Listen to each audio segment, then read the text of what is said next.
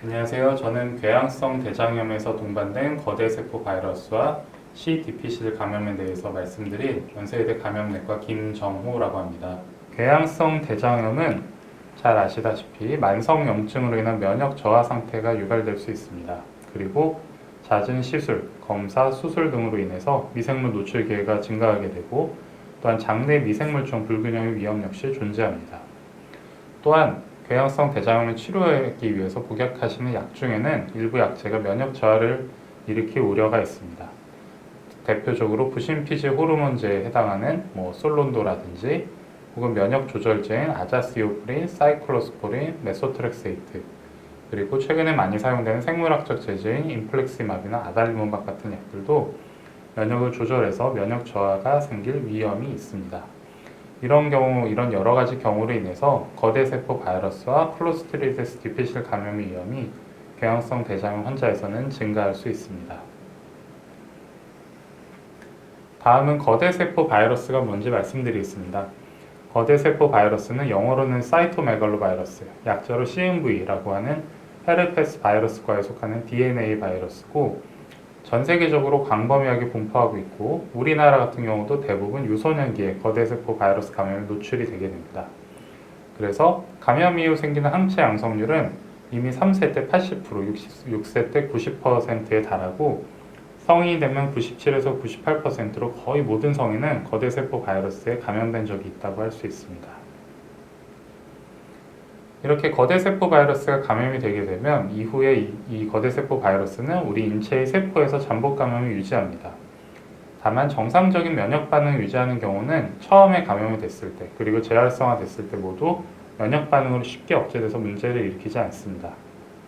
다만 면역력이 저하되는 경우는 재활성화되어 증식할 수가 있고, 이렇게 증식하면서 특정 장기에 어떤 침범을 해서 임상적 징후나 증상이 동반된 경우를 거대세포 바이러스 질환, 영어로 CMV 디지즈라고 하며 장염을 포함해서 다양한 증상을 유발할 수 있습니다.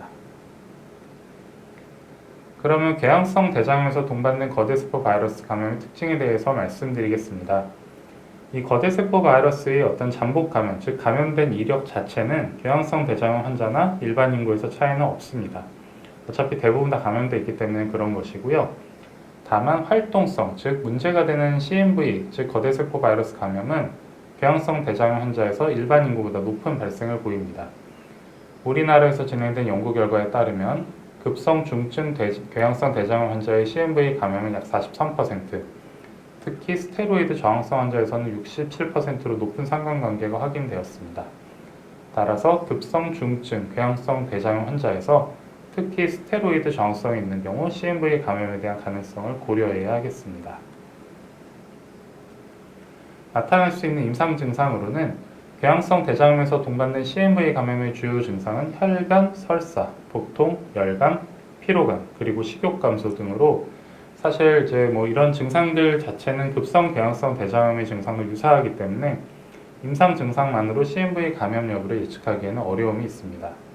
따라서 이런 임상 증상과 함께 내시경 소견, 혈액 검사, 그리고 조직 검사 결과를 종합해서 CMV의 어떤 활동 감염 여부를 판단하게 됩니다. 또 발열 등과 같은 전신 증상이 발현하는 경우에는 전신 바이러스 혈증을 의심하고 평가를 해야 합니다. 그러면 어떤 경우에 잘 생기느냐? 염증성 장질환 환자에서 CMV 감염의 위험 인자는 다음과 같습니다. 고령인 경우, 진단 당시 나이가 고령인 경우, 중증 혹은 광범위 대장염, 혈액검사에서 백혈구가 높은 경우, 질병의 유병기간이 60개월 이상인 경우, 조직학적 활성도가 높은 경우, 면역조절제나 항-TNF 차단제를 사용한 경우, 스테로이드 치료에 반응하지 않는 경우 등이 있습니다. 이런 CMV 감염의 위험 인자를 가지고 있는 환자가 기존의 염증성 장질환 치료에 반응하지 않는 경우 CMV 감염을 고려해야 합니다. 진단을 위한 방법으로는 혈액검사와 조직검사가 있습니다. 혈액검사는 비교적 간단하고 상대적으로 덜 침습적이고 비용이 저렴합니다. 다만 항원항체 검사 같은 경우에는 이미 대부분의 사람이 감염이 됐던 이력이 있어서 감별에 크게 도움이 되지는 않고, 바이러스의 양을 재는 정량 검사를 통해서 현재 바이러스가 피에서 얼마나 있는지를 확인할 수 있습니다. 다만 이런 혈액검사만으로 활동성 CMV 감염을 진단하기엔 한계가 있기 때문에 정확한 진단을 위해선 특히 장을 침범한 CMV 감염의 정확한 침범을 위해선 조직 검사가 필요합니다. 조직 검사는 내시경을 통해서 조직을 얻어야 되고 진단율을 높이기 위해서 여러 부위에서 특히 변형부와 기저부 모두에서 생검, 조직 검사가 필요할 수 있습니다. 그리고 확보된 조직을 이용해서 면역 조직 화학 염색 검사 혹은 조직 PCR 검사 등을 통해서 CMV의 어떤 질환의 유무를 감별할 수 있습니다. 치료는 결국 CMV에 대한 치료 대상인지를 확인하는 것이 중요합니다. 즉 정확한 진단이 중요하다고 말씀드릴 수 있고요. 그래서 앞에서 말씀드린 조직 검사 등이 필요할 수 있습니다. 치료를 위해서는 이제 CMV에 대한 효과가 있는 항바이러스제 그리고 면역 조절제를 혹시 조절할 수 있으면 면역 조절제를 조절을 해서 이 두 가지가 결합됐을 때 치료 성공이라는 목표를 달성할 수가 있습니다. 예후로는 활동성 CMV 감염은 특히 이제 스테로이드 같은 어떤 궤양성 대장염 치료에 반응 없는 경우가 흔하고 좋지 않은 예후와 연관되어 있다고 알려져 있습니다. 다만 이제 CMV 잠복 감염은 혈청 검사로서의 진단에 한계가 있기 때문에 중등도 중증 궤양성 대장염에서 특히 스테로이드에 반응이 없는 경우는 활동성 CMV 감염이 있는지 확인이 필요하고 이를 위해서는 구글 결장경 등을 이용한 조직 검사 등이 필요할 수 있습니다. 다음은 C. 디피실 감염에 대해서 말씀드리겠습니다. C. 디피실은 클로스트리디스 디피실레라는 약자에 해당하며 이 클로스트리디스 디피실은 아포를 생성하는 그람 양성 혐기균으로 특히 원내 설사의 주요 원인에 해당합니다. 이 C. 디피실은 증상이 없이 직락을 형성하는 경우부터 전격성 장염에 이르기까지 다양한 임상 스펙트럼이 존재하고 일반적으로 항생제를 사용을 해서 이 항생제가 장내 미생물청에 영향을 주어서 기존에 이제 다른 공생균에 의해서 억제되어 있던 C. 디피실이 항생제로 공생균이 억제되면서 오히려 과증식, C. 디피실 과증식하면서 장염이 발생하게 됩니다.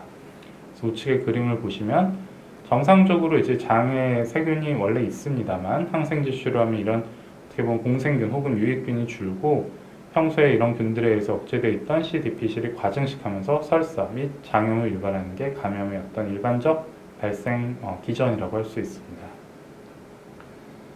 궤양성 대장염 그리고 염증성 장질환 환자에서는 이 C. 디피실 감염의 위험이 높습니다. 일단은 장에 생기는 이 질환 자체가 장내 미생물종의 불균형을 유발할 수가 있고 그 외에도 항생제, 면역조절제, 생물학적 제제 등을 치료하는 과정에서 C. 디피실 감염이 취약해질 수 있습니다. 그리고 염증성 장질환 환자에서는 항생제 사용이나 의료기관 노출 없이도 C. 디피실 감염 발생이 가능하다고 알려져 있고 특히 크론병에 비해서 궤양성 대장염의 경우가 이 위험성이 더 높은 것으로 알려져 있습니다. 이는 궤양성 대장염에서 크론병에 비해 대장 침범이 더 많고 이로 인한 장내 미생물 불균형 위험이 높은 것이 원인으로 사료되고 있습니다. 그래서 대장을 침범한 경우 생물학적 제재 그리고 항생제 사용 등이 C. 디피실 감염의 독립적 위험 인자에 해당합니다. 이 궤양성 대장염에서 C. 디피실 감염이 동반된 경우는 병의 경과를 악화시킬 수 있습니다. 입원한 궤양성 대장염 환자에서 C. 디피실 감염이 있는 경우 대장 절제율이 4.3%에서 8.8%로 상승한다는 연구 결과도 있습니다. 특히 크론병에 비해 궤양성 대장염에서 이러한 차이가 더욱 두드러진다고 알려져 있고 이는 질환 침범 부위가 아무래도 대장에 주로 있다는 것에서 기인한 것으로 생각됩니다. 다만 국내에서 진행된 연구에서는 C. 디피실 감염 유무에 따라 입원 기간의 수술률에 차이가 없었다는 연구 결과도 존재합니다. 다음으로 임상 특징 및 진단적 검사에 대해 말씀드리겠습니다. 전형적인 증상으로는 설사, 복통, 부역감 및 발열 등의 증상이 있습니다. 다만 앞에서 말씀드린 거대세포 바이러스와 마찬가지로 증상만으로는 궤양성 대장염의 어떤 재발과 감별이 불가능하다는 문제가 있습니다. 따라서 염증성 장질환 환자에서는 항생제 사용이나 특히 의료기관 노출 없이도 C. 디피실 감염 발생이 가능하기 때문에 새로이 발생하는 설사 증상에서는 이전 항생제 사용과 관계없이 C. 디피실 검사를 시행하는 것이 권장됩니다. 이런 진단을 위한 검사로는 대변을 이용해서 C. 디피실균을 검출하거나 혹은 감염 시 발생하는 독소를 확인함으로써 이루어질 수 있습니다. 치료는 C. 디피실 감염 치료의 기본은 항생제의 사용을 하는 겁니다. 경구 반코마이신이라는 약을 10일간 복약하는 것이 표준 치료법이고 전격성 감염인 경우에는 경구 반코마이신 투여와 함께 주사로 메트로니다졸이라는 항생제 투약 역시 권고됩니다. 그리고 장마비가 있는 경우에는 경구로 투약된 약이 장까지 도달하기 어려울 수가 있어서 이런 경우는 반코마이신을 직장으로 투여하는 방법 없이 가능할 수 있습니다. 염증성 장질환 환자에서는 재발이 일반 인구에 비해 흔한 것으로 알려져 있고 재발하는 경우에는 경구 반코마이신 복약 기간이 길어질 수 있습니다. 그리고 최근에는 대변 미생물총 이식을 통해서 건강인의 대변 미생물총을 환자의 대장에 이식해서 장내 미생물총 불균형을 극복함으로써 CDPC를 치료하는 방법 없이 사용이 가능한 경우가 있습니다. 이제 예방에 대해서 말씀드리겠습니다. 마지막 예방에 대해서 말씀드리면 예방할 수 있는 부분은 어쨌든 최대한 예방을 하는 게 필요하고 그러려면 불필요한 항생제 사용을 줄이는 것이 필요합니다. 항생제 사용이 독립적 위험 인자에 해당하기 때문에 그렇고요. 또한 이 CDPC의 전파를 막기 위해서는 알코올 기반 손 세정제가 아닌 흐르는 물과 비누를 이용해서 손을 씻어야 하기 때문에 특히 원내 환자 진료 시 이 부분을 참고할 필요가 있겠습니다.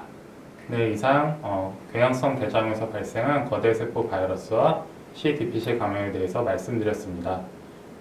이 강의가 많은 도움이 되셨길 바라겠습니다. 경청해 주셔서 감사합니다.